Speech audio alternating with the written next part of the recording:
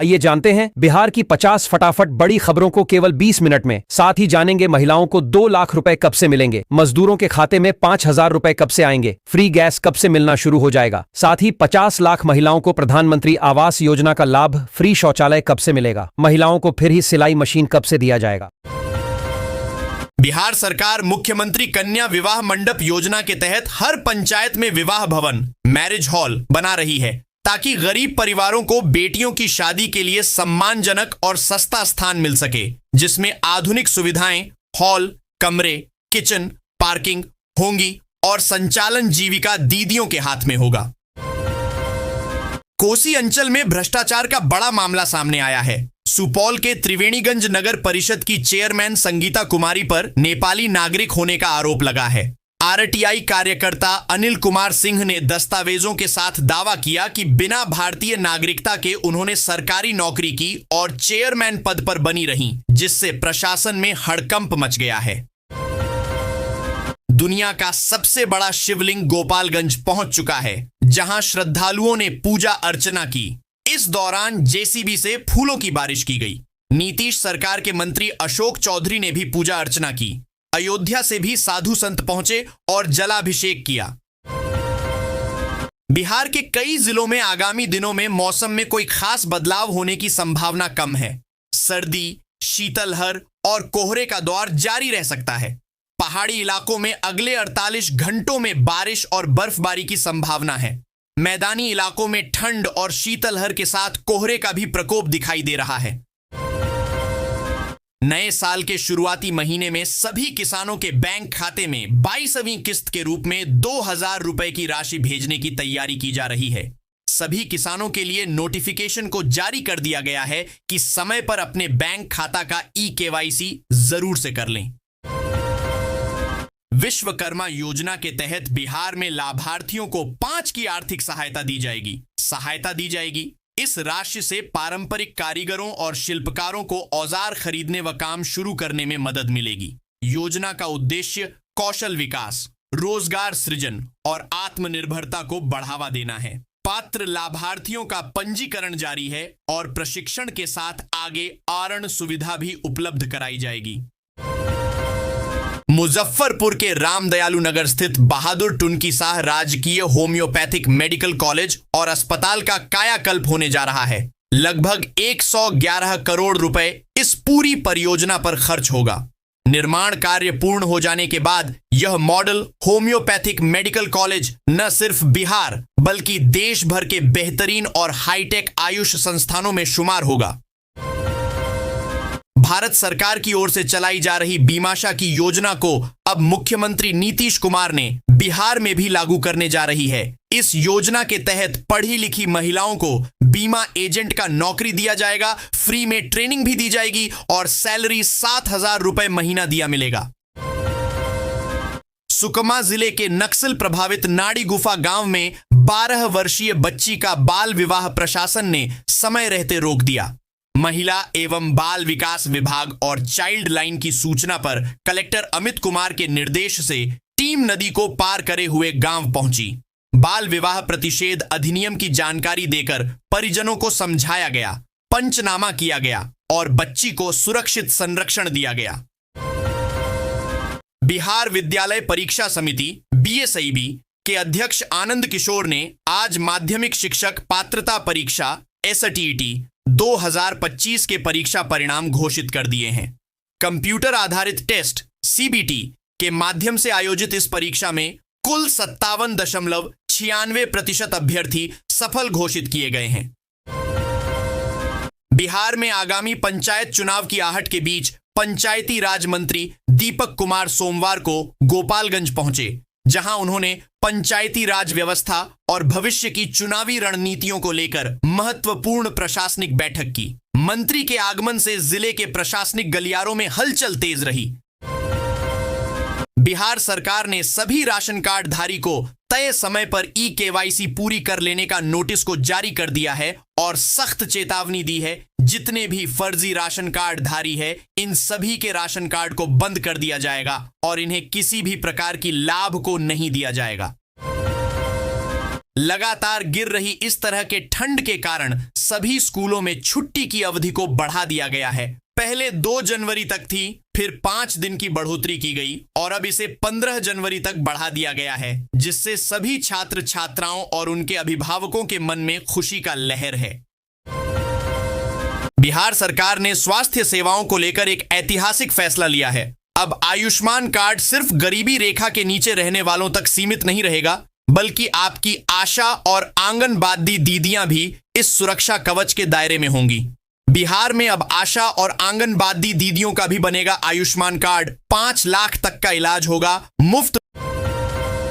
बिहार सरकार के राजस्व एवं भूमि सुधार विभाग ने बिहार भूमि पोर्टल पर आवेदनों के निष्पादन की वर्तमान व्यवस्था में क्रांतिकारी बदलाव किया है। विभाग ने पोर्टल पर लागू FIFO first in first out किया है। पहले आओ पहले पाओ की व्यवस्था को तत्काल प्रभाव से 31 मार्च 2026 तक के लिए स्थगित कर दिया है।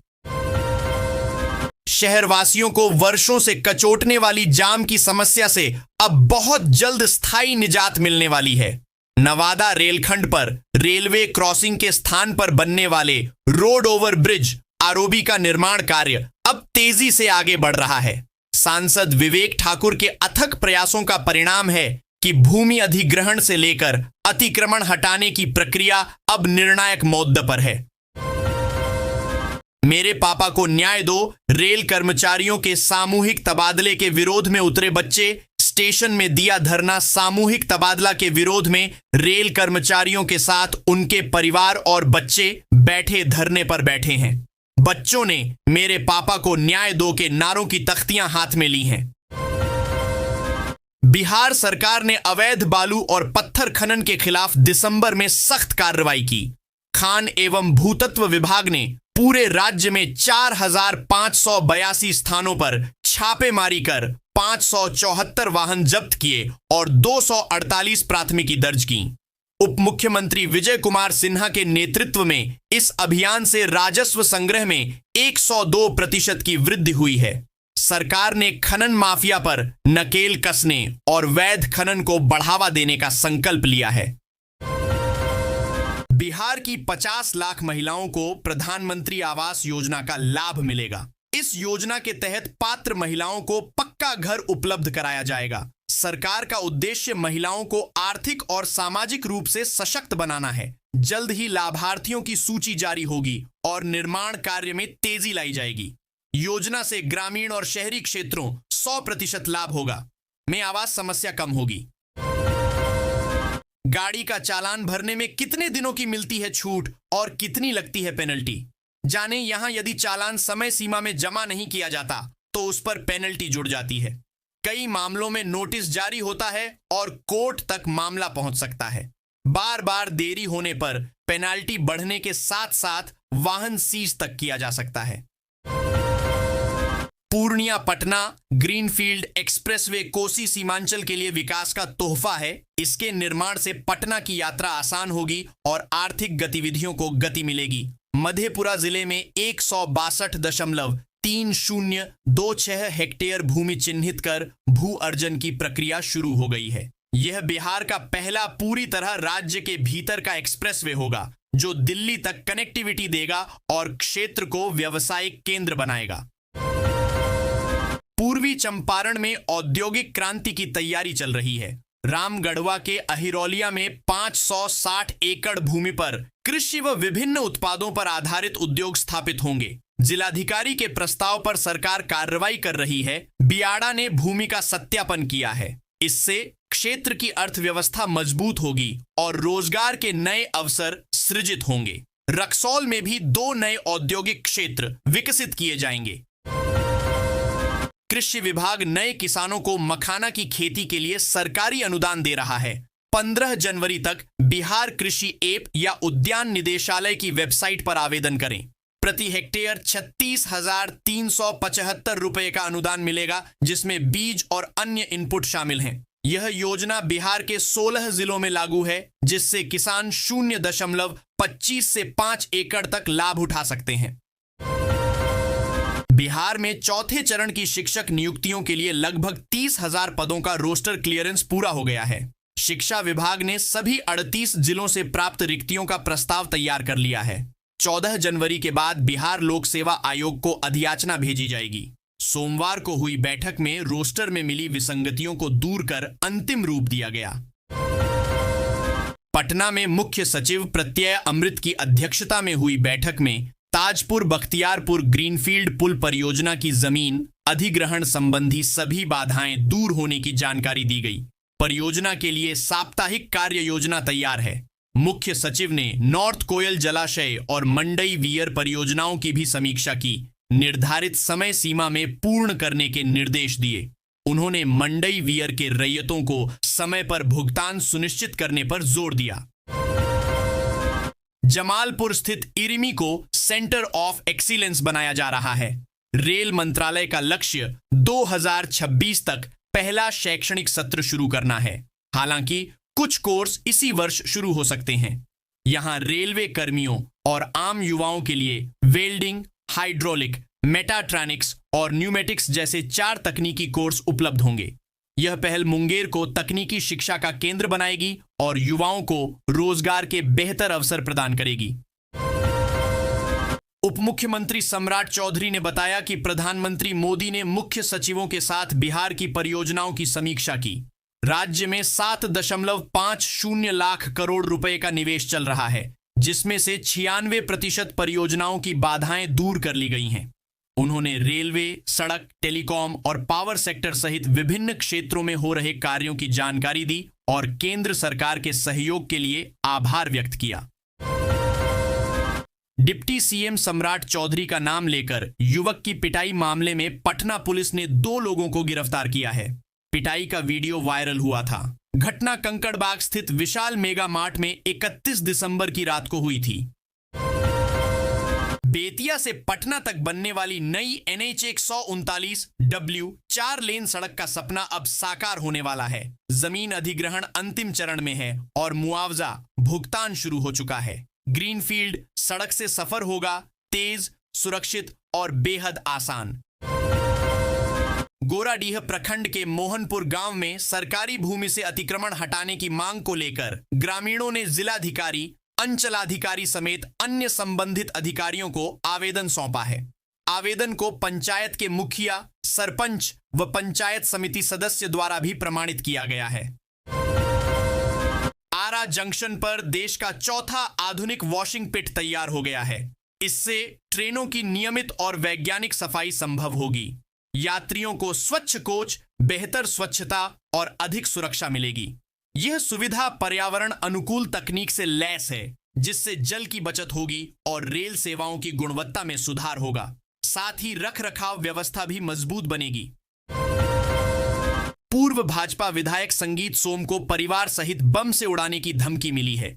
यह धमकी बांग्लादेशी नंबरों से फोन कॉल, मैसेज और वीडियो कॉल के जरिए दी गई। उनके निजी सचिव ने सरधना थाने में मुकदमा दर्ज कराया है।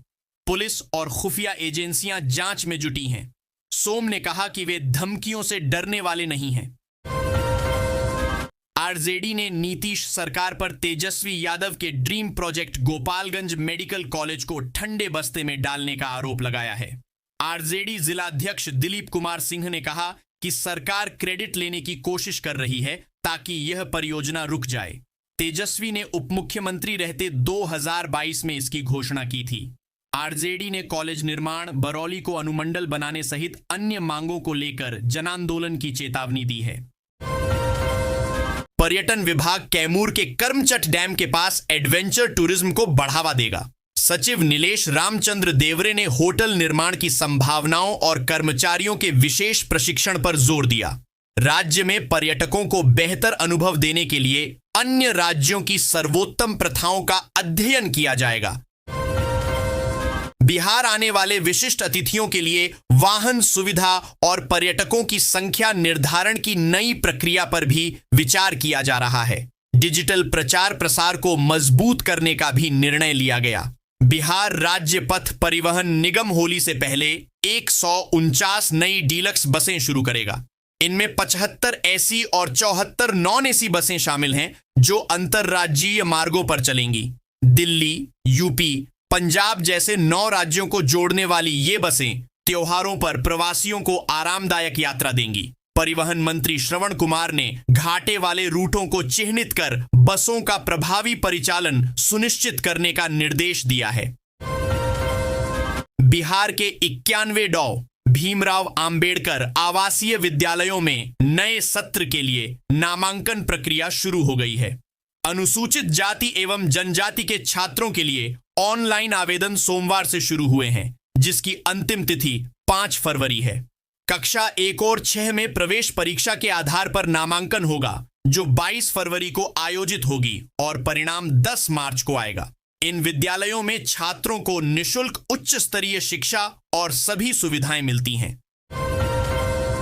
भोजपुरी सुपरस्टार पवन सिंह आज अपना 40वां जन्मदिन मना रहे हैं, जिसका एक वीडियो पत्नी ज्योति सिंह ने सोशल मीडिया पर पोस्ट किया है, जिसमें वे एक युवती के साथ केक काटते हैं दिख रहे हैं, जिसके बाद उस मिस्ट्री गर्ल की चर्चा सोशल मीडिया पर तेज हो गई है। केंद्र सरकार पर बिहार के मनरेगा सामग्री मद के 3,350 करोड़ रुपए से अधिक बकाया है, जिससे राज्य में ग्रामीण विकास कार्य ठप पड़ गए हैं। वित्तीय वर्ष 2023-24 के 620 करोड़ के 2,100 करोड़ रुपए से अधिक का भुगतान लंबित है। इस कारण ठेकेदारों को भुगतान में कठिनाई हो रही है, योजनाओं की गुणवत्ता प्रभावित हो रही है और पंचायत स्तर पर असंतोष बढ़ रहा है। बिहार सरकार ने भुगतान के लिए केंद्र से कई बार अनुरोध किया है। मुजफ्फरपुर सीतामढ़ी रेलखंड को मजबूत करने की तैयारी है, जिसमें जुब्बा सहनी से डुमरा तक 6 लेन और Dumra Parsauni bypass rail line का प्रस्ताव है। यह माता सीता की धरा को अयोध्या से जोड़ेगा, उत्तर बिहार के यात्रियों को लाभ देगा। सीतामढ़ी स्टेशन पर ट्रेनों की भीड़ कम होगी, परिचालन सुधरेगा और मालगाड़ियों को दरभंगा की ओर आसानी से भेजा जा सकेगा। त्रिवेणीगंज अनुमंडल में पीएम किसान सम्मान निधि योजना के लाभार्थियों के लिए ई-केवाईसी अनिवार्य कर दिया गया है। ई-केवाईसी न कराने पर योजना का लाभ बंद हो जाएगा। अनुमंडल कृषि पदाधिकारी मुकेश कुमार ने शिविरों का निरीक्षण कर कार्य में तेजी लाने के निर्देश दिए। कुल 78,099 लाभार्थियों में से 39,896 का ई-केवाईसी पूरा हो चुका है। विभाग ने किसानों से जल्द प्रक्रिया पूरी करने की अपील की है। खुर्जा जंक्शन पर पैसेंजर और मालगाड़ी के आमने सामने आने की गंभीर घटना के बाद रेलवे मुख्यालय ने सख्त कार्रवाई की है। मुरादाबाद मंडल के डीआरएम संग्रह मौर्य को पद से हटा दिया गया है। उनकी जगह राजकुमार सिंह ने नए डीआरएम के रूप में कार्यभार संभाला है। यह घटना 29 दिसंबर को हुई थी, जिसमें लोको पायलट की सूझबूझ से बड़ा हादसा टल गया। मामले की जांच जारी है और अन्य कर्मचारियों पर भी कार्रवाई संभव है। बक्सर में बहुजन समाज पार्टी के जिलाध्यक्ष सुभाष गौतम सहित करीब 2 दर्जन पदाधिकारियों ने पार्टी से इस्तीफा दे दिया है। उन्होंने राष्ट्रीय संयोजक रामजी गौतम पर पार्टी को कमजोर करने, तानाशाही रवैया अपनाने और अति पिछड़ा वर्ग के कार्यकर्ताओं के साथ दुर्व्यवहार का आरोप लगाया। यह इस्तीफा अनिल कुमार के पहले के इस्तीफे और अभिमन्यु कुशवाहा के निष्कासन के बाद आया है, जो बक्सर में बसपा के भीतर गहरे अंतर्विरोध को दर्शाता है। परबत्ता विधानसभा क्षेत्र में मुख्यमंत्री क्षेत्र विकास योजना अंतर्गत वित्तीय वर्ष 2025 से 26 में स्वीकृत विकास योजनाओं को साजिशन एवं अवैध रूप से रोके जाने का गंभीर मामला सामने आया है। इस संबंध में परबत्ता के पूर्व विधायक डॉ संजीव कुमार ने माननीय मुख्यमंत्री बिहार सरकार को लिखित पत्र भेजकर पूरे प्रकरण की उच्च स्तरीय स्वतंत्र जांच एवं कठोर कार्रवाई की मांग की है।